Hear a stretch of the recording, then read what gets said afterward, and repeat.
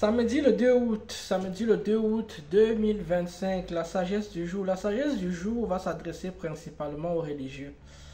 Je suis fatigué de tous vos débats là, vous fatiguez vraiment. Voici donc la sagesse du jour, elle est très simple. Elle dit simplement qu'il n'y a pas que la voix de Jésus ou la voix de Mohamed et la voix de Satan. Il n'y a pas que deux voix. Il y a une troisième voix qui est la vôtre. Il y a une troisième voix qui est la vôtre. Il n'y a pas la voix du bien, la voix du mal, c'est-à-dire en fait que Jésus et Mohamed qui représentent le bien et Satan qui représente le mal. Non, il y a une troisième voix qui est la vôtre. Vous n'avez pas... Et cette troisième voie qui est la vôtre s'appelle la rationalité. Vous devez être des gens rationnels au maximum. Voir le monde avec les yeux de la vérité. Je l'ai déjà dit ici plusieurs fois.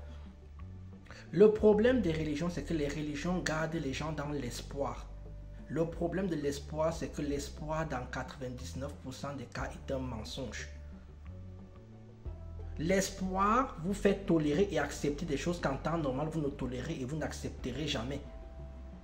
Oh, j'ai l'espoir que ceci va arriver. Oh, j'ai l'espoir que ceci... Non. Quand tu as les yeux de la rationalité, c'est-à-dire que tu vois le monde avec les yeux de la vérité, tu te mets dans des situations qui vont te permettre d'évoluer. Tu évites les situations qui vont te mettre dans la difficulté. Tu assumes les actes que tu poses. Ce n'est pas je fais quelque chose parce que Dieu... Non. Je ne fais pas les choses avec l'accord de Jésus. Non.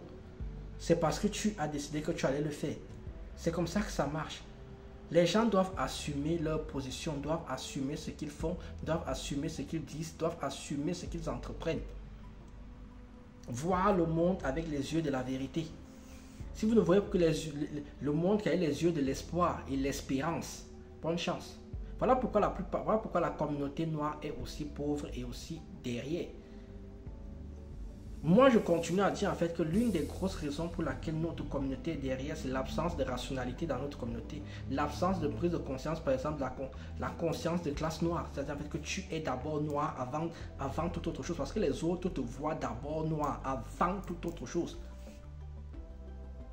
Ce n'est pas un concept, c'est un peu une idée. C'est un fait. Et c'est comme ça. Donc si maintenant vous voulez vivre dans l'espoir, dans l'espérance, vivez-y. Mais n'essayez pas d'entraîner les autres dedans.